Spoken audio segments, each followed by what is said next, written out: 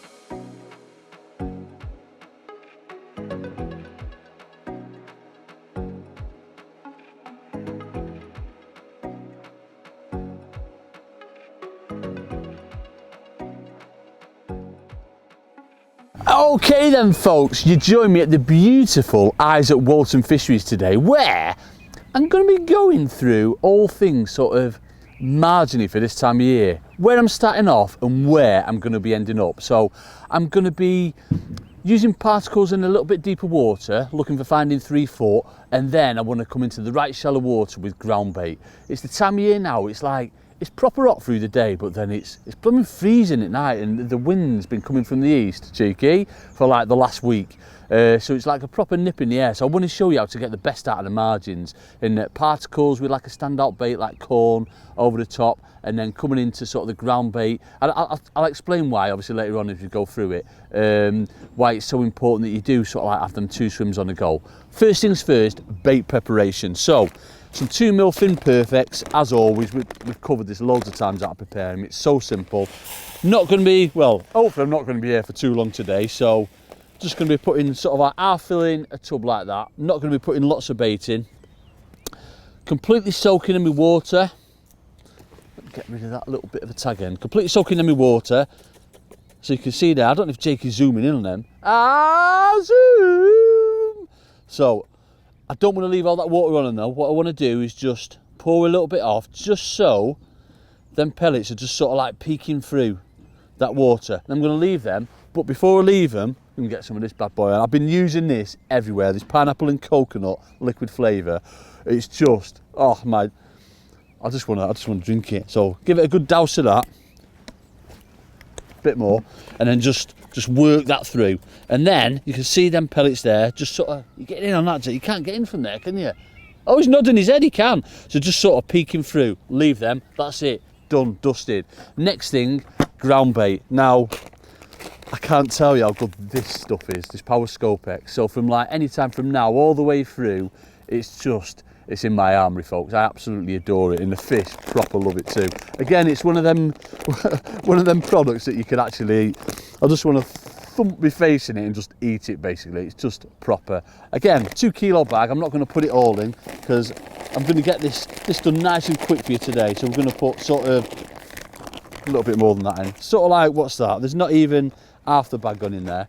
And then the thing with margin mixes is that you need to make sure the first thing you do when you get to peg, as we've talked about lots and lots of times, prepare your pellets, prepare your ground bait, because it's going to take a good sort of 30-40 minutes to get right. Now, especially with your ground bait margin mix, it simply must be over wet.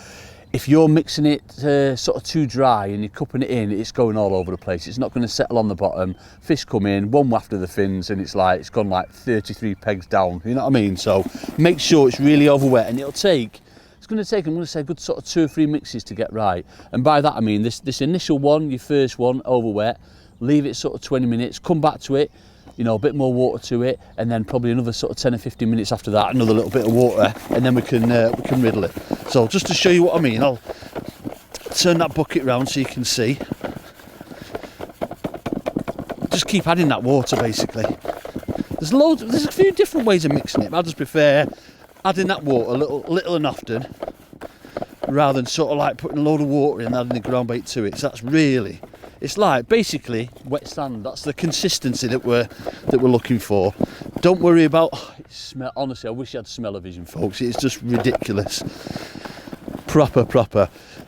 Obviously, don't worry about the lumps at this stage, anything like that. We can sort them out later. So that's the consistency that we want it. One squeeze, it forms that ball, but it's like, it's just amazing. But it does break up lovely, this ground bait. So I'll be visiting that again in sort of 20 minutes, putting more water to it, getting it back to that consistency, and then it's going to take another sort of 10 minutes, tiny bit more water again, get it back to that consistency, riddle it, and then we're good to go. So I'm going to go for a brew. Join us in a bit when we're going to be extracting lots and lots of fishies. Yeah! Right then, folks, so while that bait's getting left to take on all that water, I thought I'd talk you through rigs and why I'm choosing to fish, you know, sort of two different lines. It's proper blooming windy. I do apologise for that, but I can't do anything about the wind. So I'm going to start off in 3 foot. I mean, what you've got to bear in mind, it's been warm for, I'm going to say sort of 3 or 4 weeks, but the wind's changed round the last sort of couple of weeks to an easterly. Now what that does, obviously, it chills that shallow water up, but it's still sort of like keeping a constant temperature in like 3 foot of water. So I'm going to be starting off in 3 foot of water, but hopefully drawing them into 2 foot. So I'm going to be showing you signs to look for when they do start obviously coming into that shallow water, and completely different style of fishing it, completely different bait that I'm going to feed as well. I am choosing to fish, incidentally, heavier hook baits rather than sort of expanders. I'm going to do down the corn root or a worm's head or something like that. Something that's nice and heavy to stabilise, obviously, the rig and the bait on the bottom, so that, you know, I'm getting the most out of it, if you like.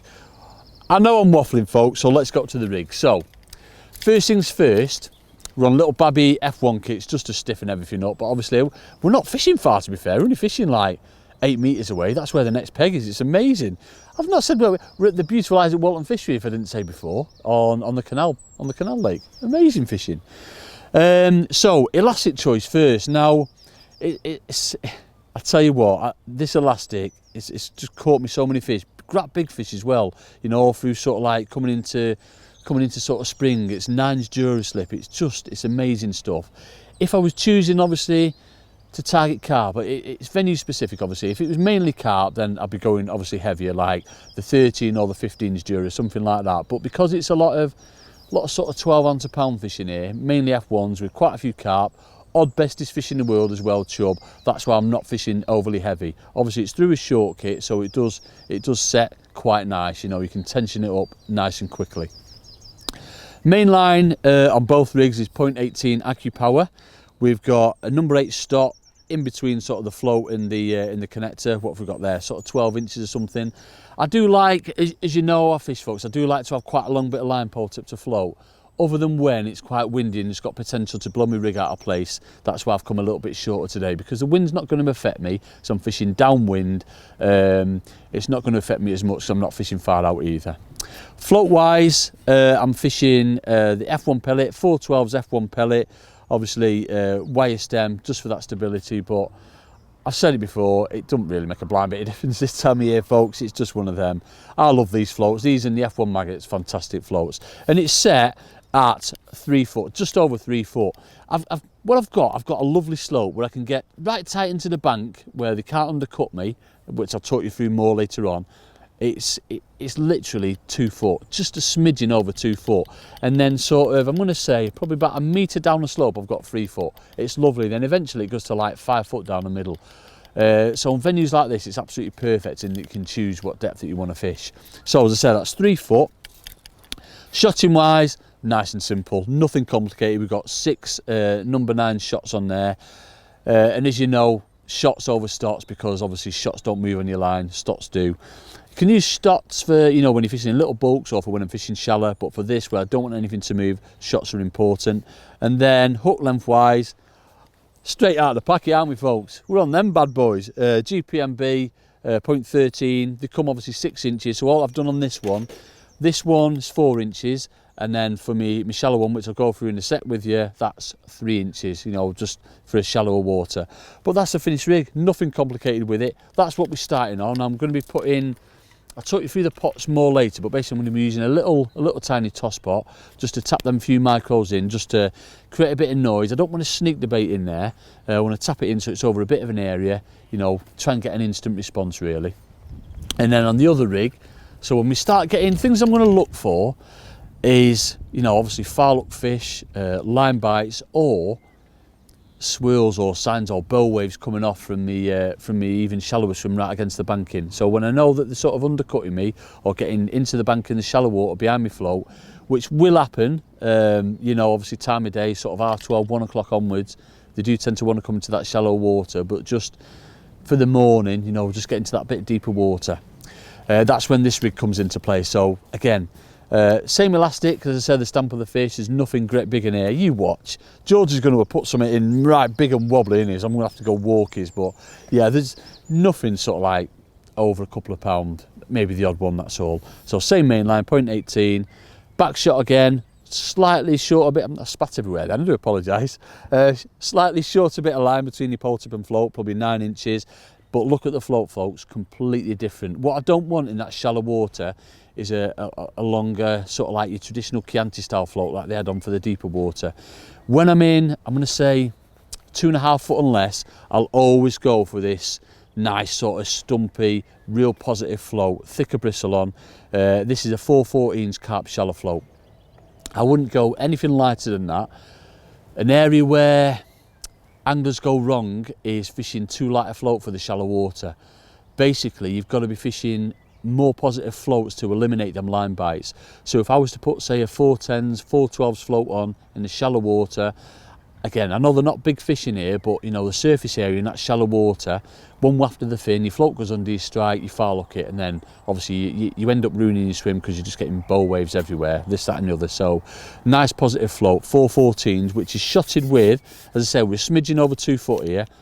We've got 6 number 8 shots on there. Again, shots, could use stots for this because obviously you've seen where they are. You know, if they do move out, thump, just get them straight back into that position and away you go. And we are on a shorter hook length. Exactly the same hooks, 0.13 GPMB.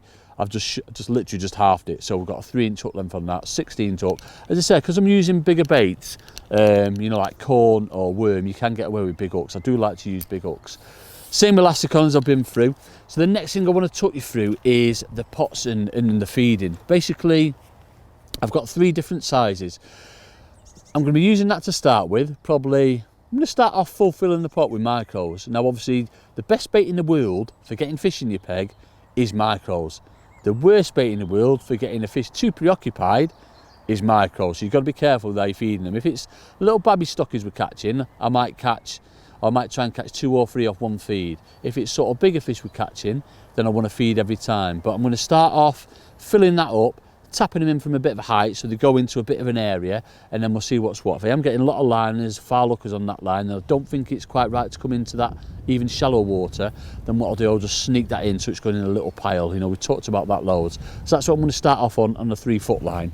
And then when we get on to the shallow swim, you know, right into the banking later on, when that, you know, that water starts to warm up and the fish start coming in, that's when I choose these 2 pots. So we've got the medium and the large pot. Now you'll notice I have actually cut holes into these pots. Now what that does, I'm feeding this completely different to what I'm doing with the pellets. I'm literally just going to pack the ground bait in, that gets sunk under the water 2 or 3 seconds, and I'm just going to lift that up nice and slow. And the reason I put these extra holes in is so that water can get in behind them and force that down. So basically it's going in a little tiny pile like that. If it was carp, I'd definitely be on something like that. F1s in carp, or mainly F1s, just go on a smaller one. But we can play around with that, cheeky, or we can see what the fish want when we get on it. But very important that, you know, as you're going through the session, you've got to keep an eye on or tabs on the feed and what's happening. You know, too much too soon can just send the fish crazy. Too little, you're just not drawing the fish in the peg. So I think I've waffled enough about rigs and little babby pots now, folks. So I'm going to go and finish that bait off, and then I think it's time to go and catch some fishies. So, got me rigs done. It's time to finish the bait off. I visited it, well, the ground bait about 20 minutes ago. Added a bit more water to it, left it. So it's just time to finish that off. The pellets by now are completely done, so I'll put them in a bigger tub. So you can see They're all fluffed up absolutely perfectly, so we can make like little tiny balls out of them. We can do, you know, quite a few things with them. They're perfect, ready to go. Last thing is just to finish off this ground bait. So you can see it's gone that little bit dry after my second mix, so I'm going to add a little bit more water to it just to get it back to that wet sand consistency. And then that is pretty much a tiny bit more, not much, pretty much good to go. So we'll put that through a riddle. I'm going to put that in there first, and then put riddle ont bucket, and all that beautiful stuff is going through there. But you can see how it mixes. There's not going to be, you know, loads of lumps in here. That's the beauty of this ground bait. It is proper. See, that's all you get. Carps would eat that anyway, you know what I mean? But I still do like to riddle it. And that's what you're left with. Lovely, lovely wet sand consistency. So what I'll be doing, obviously we'll go through it more when I'm doing it. That's going to be going in through a large pot. How it is, sinks right down to the bottom. As long as it's, I'm going to say, anything over 2.5 foot, you don't really want to be using ground bait because you don't know what's happening with it. But 2.5 foot and less, that's when this stuff comes into play, folks. Honestly, it is ridiculous fishing when you get them homed in on it, because you're basically fishing clean every time. So a fish comes in, wipes all that ground bait out, you know, that just gets dispersed in the water, and then you can just set the trap again, pile of bait over it, and it's just, it's game on every time. It's fantastic. So I think it's time to go and snare some fishes now, folks. Let me at them. It's finally time to go and catch some fishes. I can't tell you how strong that blooming wind's got though. So that's why, as I said, we're choosing heavy hook baits. On with a little babby piece of corn, the F1 corn, the Sonubaits F1 corn is amazing for this. Just going to, as I say, fill that pot up with the micros. Just a light thumb down, that's all, but you can see the full up. Now, I'm fully expecting, it's one of them, because I know the stock of fish that are in here, I know there's lots of F1s in, and I'd like little babby carp. There's no reason why you can't get straight down the edge on F1 venues. Carp fishing, you know, it's a little bit different. I like to prime it, but for F1s, just get straight on them, folks, you know what I mean? That's why I'm choosing to go a little bit away from me. I have got a professional skyliner, but, you know, it's one of them. A little bit away from me, downwind, should be perfect. So, let's go and see how we get on. What blew off then? Cheeky. That's me hooks. That'll be all right. Right, so when I lay the rig in, it's very important, because the slope's going out away from me, that I'm going to lay the rig in out into the lake, so that my hook bait's coming back nice and natural into the ledge. I've got a marker, so literally all I'm going to do is under the water and then tap them in. So they go in with a bit of a noise, and as I say, I'm not too overly worried to start with about getting them really accurate. I just want them going in, that noise, because obviously we know how much F1s love noise, and just, hey up! I wasn't expecting that, folks, to be fair. That's fighting like a Thomas the Tenth, you know. I wasn't expecting that. So, the thing to keep an eye on, if it's smaller fish, then obviously we want to be trying catching.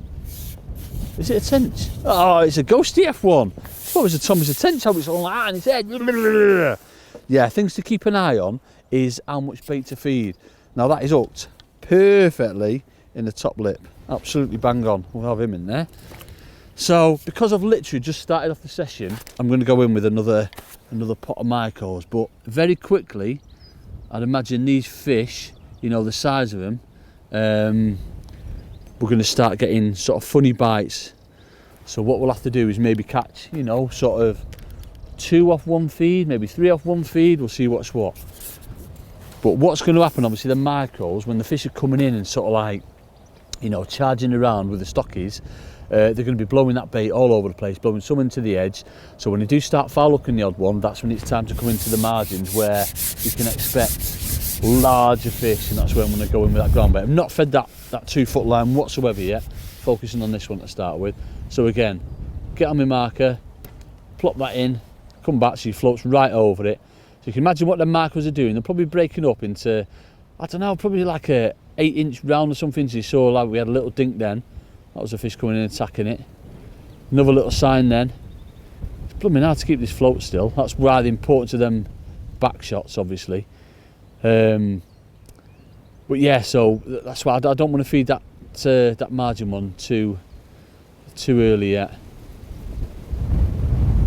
So we had a response literally straight away on that first one. That was a bit of a slower bite, but it's lovely. And you've seen the beauty of that lighter elastic.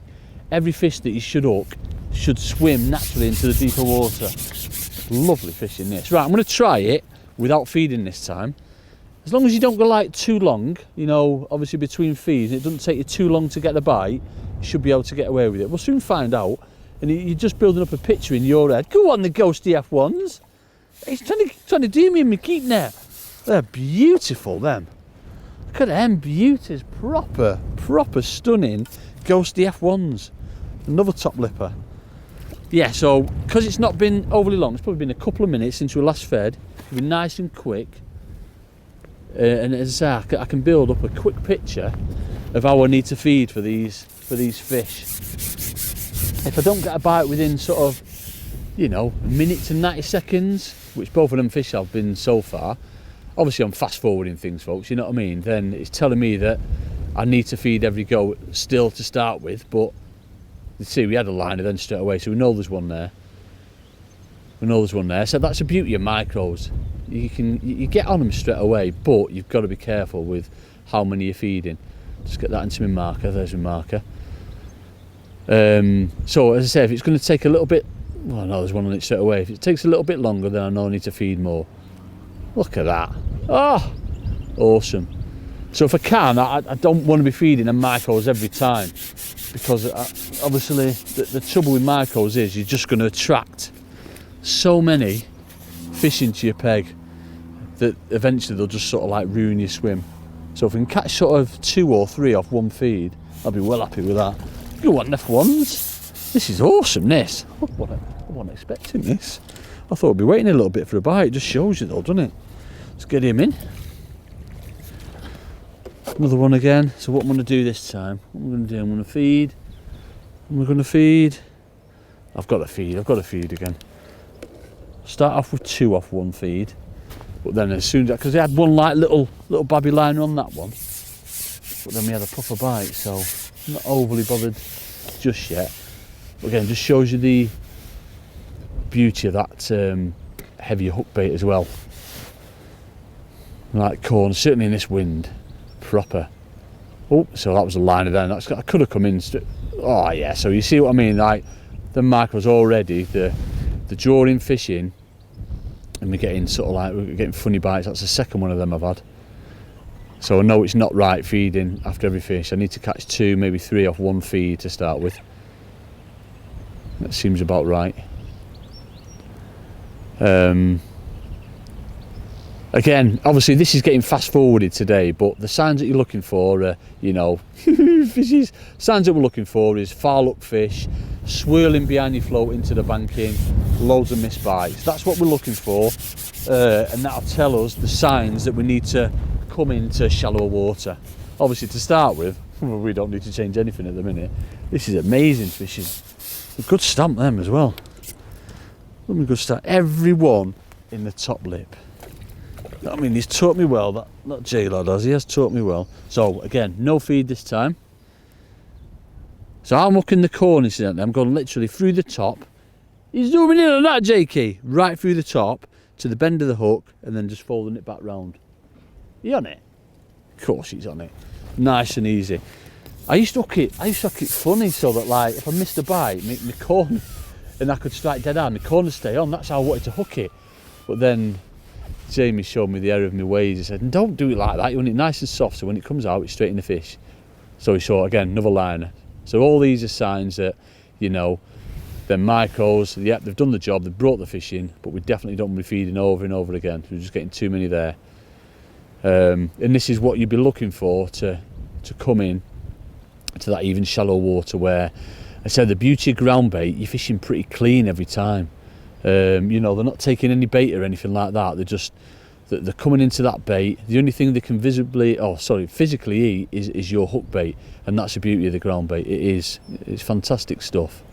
But as I say, starting off wise, I'd be more than happy with this in a match. But as I say, we're not in a match, so I can fast forward everything for you lovely lot, which is what we're going to do. I'm going to catch one more on this, and then what I'll do, I'm going to come in, look at that, what the ghost is, and I'll come catch one more on this with no feed, just to show you, and then I am going to have a go on that ground bait, because I think they'll be on it already. I said the fish are much warmer than the actual air temperature, so I definitely don't think there'll be a problem with us catching there. So last one on this one. But I say, all you do, you know, we've had a few liners so far. You just wait until you're getting more and more liners or indications on your float, and obviously not connecting or foul hooking them, and that tells you that, you know, obviously your feeding's a little bit wrong, but usually it's that they want to be into shallow water, and that's the beauty of that ground bait. See, that was another indication then. Missed it. Obviously a liner because we missed it. But I think it's, I pretty much, obviously I say I'm fast forward and everything, I think it's ready now to go in even shallow water. I really do. The amount of fish that are down there, it's proper. See, the bites that we're having, nice and quick, nice fast little dinks. Anything slow to the size, use your liner, sort of that one. Oh, lovely. So this is going to be the last one on this line, folks, but obviously if I was in a match, I'd be carrying on with this. Never ever want to come off feeding fish. So I'd be more than happy sticking with this, you know. It just shows you it's right at the minute, catching 3 fish off one feed. So yeah, so if you're constantly piling them micros in, then obviously what's happening, you're just building up too many fish basically in your swim, which is not what you want. Oh, lovely F1. So we'll do away with this rig. Are we doing it all in one, Jake? Are we going to go all in one? Yeah, of course we're doing it all in one. You know, it's real time, isn't it, folks? It's real time for you all. So we'll put that one away. Bearing in mind though, I wouldn't come off this. If I was in a match, I'd be more than happy with what I'm doing, catching 2 or 3 fish off one feed. So we'll go on this one and we'll talk you through feeding. So as I said, big pot for carps. We'll put the medium one on for these. Get that squared off there.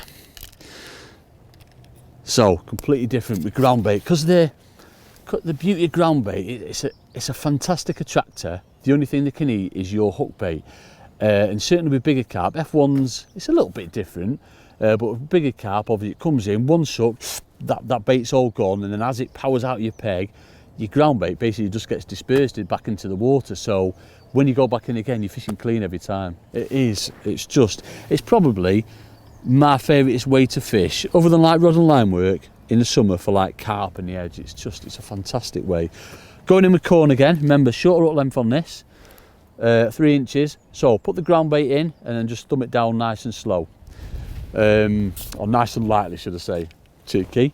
And then what we're going to be doing, I'm going to be putting this pot under the water for sort of 2 or 3 seconds, and then just bringing that pole tip back up nice and slow. So again, I'm pulling it in that same way. My pot comes round first, I've got my marker, that goes under the water 2 or 3 seconds, just come up nice and slow, so you can see that's just got released. We're just waiting again for that nice fast dink. So imagine what that's doing on the bottom. It is literally, I say all the time, but it's like your method feeder fishing. It is a proper nice way of fishing, nice and clean.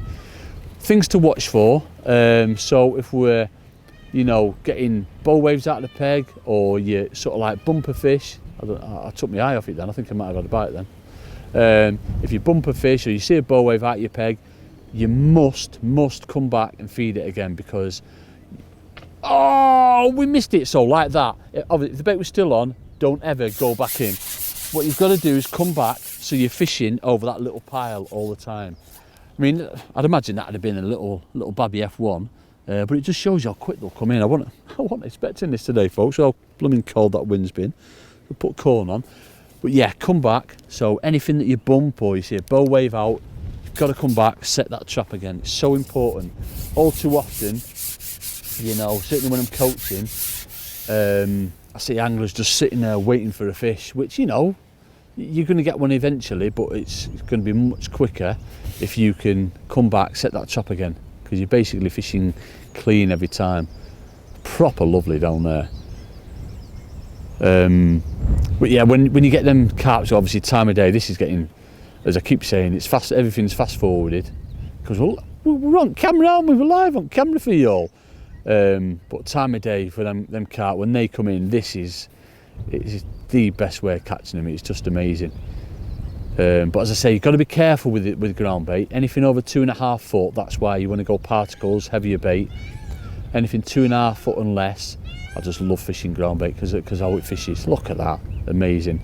Now the thing with ground bait, you definitely can't get away with catching a few fish off one feed. Certainly like pots like this that we're putting in. You could potentially off, you know, big pots of ground bait, but not off little babby toss pots. So you've got to feed it every time. Even, you know, sort of like little stockies like this, you've got to keep that bait going in. Because as I say, all that bait's been dispersed by these little angry ghosties. Proper nice these, aren't they? Look at them little beauties. Again, top lipper, absolute little stunners them. Get in my net. We'll have another go. Jakey's looking at me like he wants to go. You're not having a go today, Jakey. It's all mine today, this, mate. That blooming wind's getting up though. So again, thumb it in nice and soft, nice and gently. It's been regimented. You've got to be strict on yourself. We probably won't go sort of 5 minutes without a bite, but if I went 5 minutes without a bite, then basically I'm coming back, feeding it again. You've got to keep the bait going in. Bit of weed on my float then. He's off. Yeah, you've got to keep that bait going in. So I've always fishing on a watch. So I'll have a look what time I put the rig in. Say if it's like 11:15, I know at 11:20 I've got to think about coming back, feeding it again. Unless the only reason I leave it is if I see a fish or a swirl or something like that. Obviously the size of the fish here at the minute, I'm not going to see any commotion because they're too small. We're not going to see any swirls, but you know, time of day when a bigger carp come in, you definitely will see them. And it's really good, you know, obviously mark to pick up on. Just leave it if you do see one, don't come back. But other than that, everything is in that 5 minute time scale. Another little dink then. You want a fish he is. I think we'll catch one more off it and then leave me to catch loads more, I reckon. That's not sitting quite right, that, because quite often what you'll find is there'll be like, you know, vegetation coming out from the banking, you know, little bits of grass and reeds and everything, so it's not sitting right, it don't look right. Just lay it back in again. It just seemed to be sitting a little bit high on my float then. That's better. Obviously we've just missed that bite, but you know, nothing was spooked off it. We didn't bump it or anything. Don't need to come back and feed it. I've still in my window of 5 minutes. That was a little dink then. Oh, could have been foul up that one. But we bumped it, come back. See, it's not, as I say, this is getting fast forward. It's not quite right for this yet. You saw how much quicker it was on that other line. I'll stay. This just needs a little bit more time, but I just wanted to show you all how we feed it and how we go about it. But you know, it definitely needs a little bit longer yet. That pellet line was much more productive, but it's still good fishing, isn't it? Sneak it in. Yep. It's so important that, as I said, that's just getting sneaked in. So it's going down in that tight little pile, no commotion at all. Certainly, you know, that depth of water when you do get the big carp rocking up, any commotion or anything like that just spooks them. So you've got to be careful and you've got to make sure you are sneaking it in. Setting these little traps is amazing. Love it. Love this style of fishing.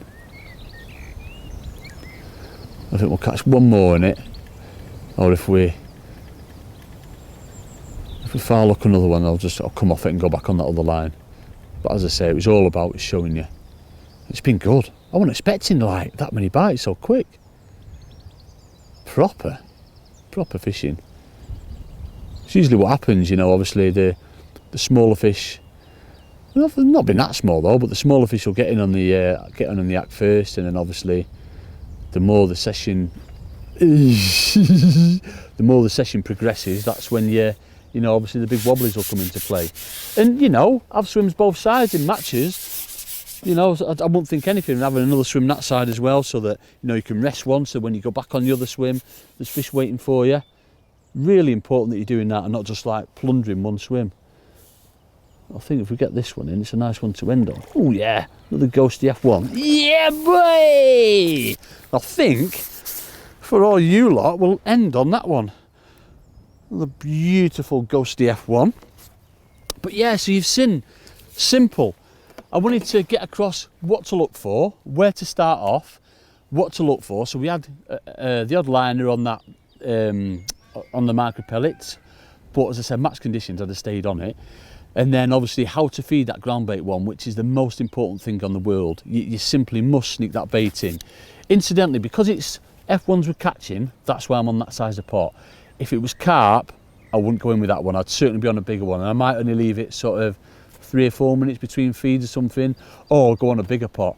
You know, quite often, as long as you're sneaking the bait in, not like dropping it from a height, making loads of commotions, you won't spook them fish. But give it a try, folks. Honestly, it is now, right the way from now, from up to, what we're going to say, end of September, early October, you're going to have great success doing this. So give it a try. As I say, if it's a bit windy, get on the heavier hook baits, but just try that with the micros and the ground bait. It's fantastic, and you'll catch loads of fishes. Now, leave me alone, because I'm going to catch me some more. Yeah!